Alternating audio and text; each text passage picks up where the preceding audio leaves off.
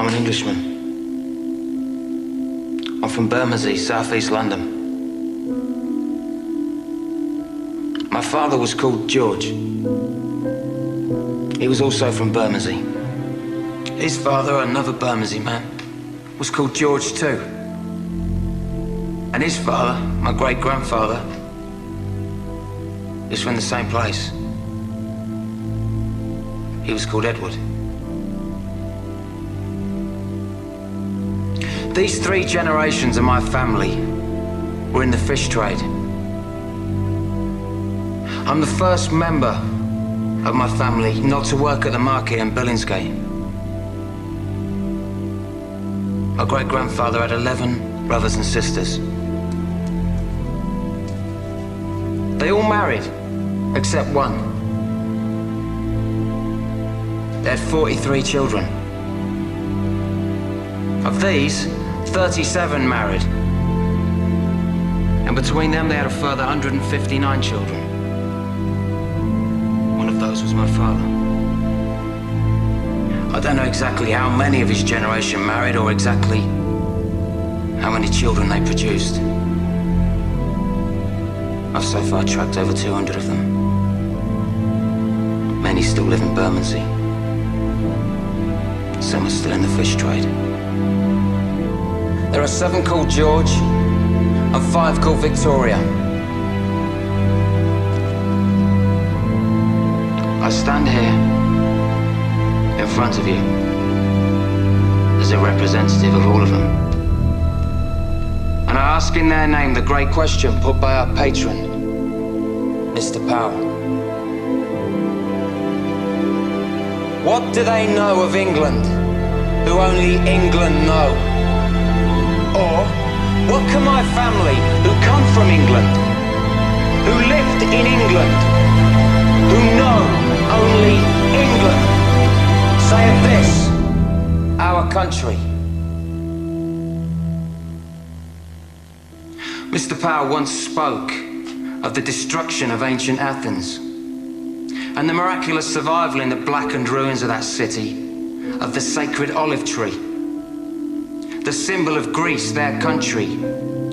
And he also spoke of us, the English, at the heart of a vanished empire, seeming to find within ourselves, like one of our own oak trees, the sap rising from our ancient roots. And he said, perhaps after all, we who have inhabited this island fortress for an unbroken 1,000 years, brought up, as he said, within the sound of English birdsong, under the English oak, in the English meadow, beneath the red cross of St. George, it is us who know most of England. And I appreciated him for saying that, because it was as if he spoke for my family, who understand well their own country, who understand even better their own capital, London town, as we used to call her. As we strolled in her parks, as we marveled at her palaces, as we did business in the city, went west for a dance, took a boat on the river. The pale ale and eel pie of old London. The London of my family, for as many generations as I know. The London that within 15 years would be less than 50% white. London where in 15 years, a white person will be in the minority. Am I racist? No. Do I have anything against people of other races? No. Would I prevent them from coming into my home? No. So what then is my gripe? My gripe.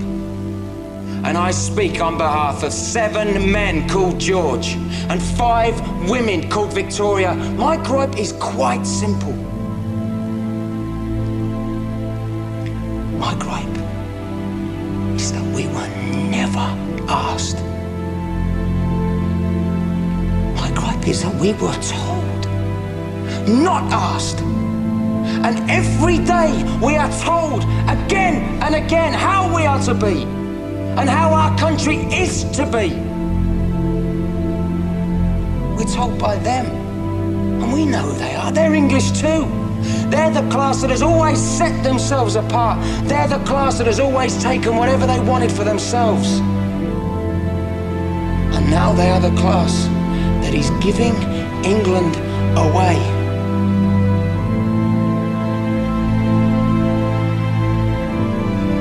They have never asked us, and they never will.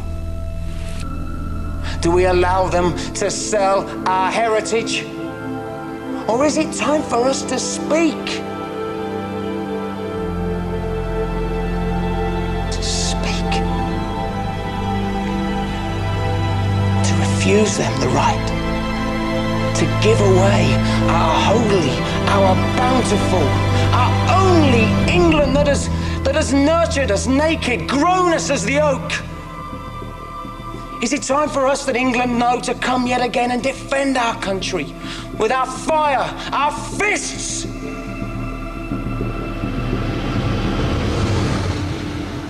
Is it time for our sons to rise again?